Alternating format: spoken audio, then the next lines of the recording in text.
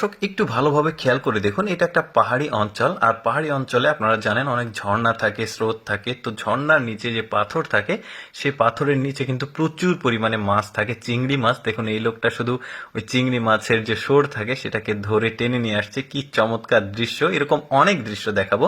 যেমন এটাও একটা পাহাড়ি অঞ্চল, দেখতে পাচ্ছেন এখানে ধানের জমি।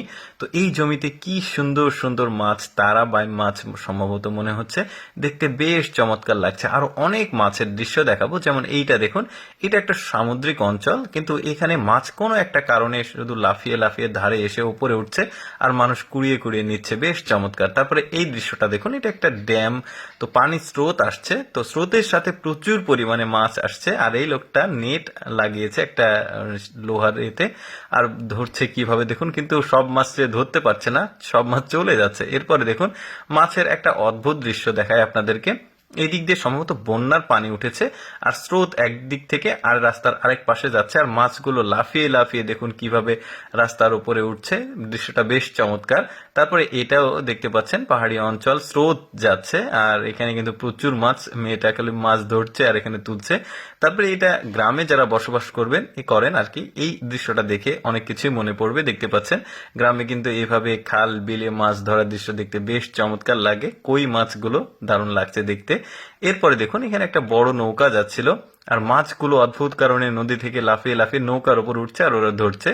এটা একটা পাহাড়ি অঞ্চল। তো এখানে যেটা হয়েছে, ওই নদীর মানে পাহাড়ি যে নদীগুলো থাকে বড় বেশি হয় না। তো এইখানে পানি অনেকটা কমে গেছে, আর মাছগুলো দেখুন পাহাড় এই যে পাথরের ভাঁজে ভাঁজে আছে। আর এই লোকটা চমৎকার ভাবে মাছগুলো কুড়িয়ে কুড়িয়ে তার মানে ডিশটাকে লোড করছে, দেখতে বেশ চমৎকার লাগছে। প্রচুর মাছ কিন্তু মানে পাথরের ফাঁকে ফাঁকে আছে। ঝর্ণার পানি আসে এই ধরনের আসলে এই পাহাড়ি নদী থেকে। তারপর দেখুন এখানে সম্ভবত বন্যার পানি উঠেছিল। তো এখানে ওই কোনো একটা পুকুর থেকে প্রচুর পরিমাণে বড় বড় সাইজের মাগুর মাছ উঠে এসেছে। উঠে এসে মানে এক জায়গাতে জড়ো হয়েছে, আর এই মহিলাটা ধরছে। বড় সাইজের মাগুরগুলো কিন্তু দেখতে ভালোই লাগছে, সম্ভবত আফ্রিকান মাগুর বা শোল নাকি। তো যাই হোক, এরপরে এই বুদ্ধিটা দেখুন, ছাতার মতো একটা মানে খাঁচা তৈরি করেছে, আর এখানে সম্ভবত খাবার দেওয়া ছিল এটার মধ্যে। পানিতে রাখার পর দেখুন কত ছোট ছোট মাছ উঠেছে, পুঁটি মাছ সম্ভবত, দেখতে ভালো লাগছে। আচ্ছা দেখুন, ওই যে ধানের জমিতে পানি ছিল, পানিটা শুকিয়ে গেছে আর নিচে একটু করে কাদা আছে, আর সব মাছগুলো ওই মানে নিচে গিয়ে কাদার মধ্যে আশ্রয় নিয়েছে। এরকম কিন্তু গ্রামেও হয়। অনেকে বলতে পারেন যে এটা ফেক না, এটা ফেক না, এরকম কিন্তু অনেকে যারা গ্রামে বসবাস করে তারা বুঝতে পারবে।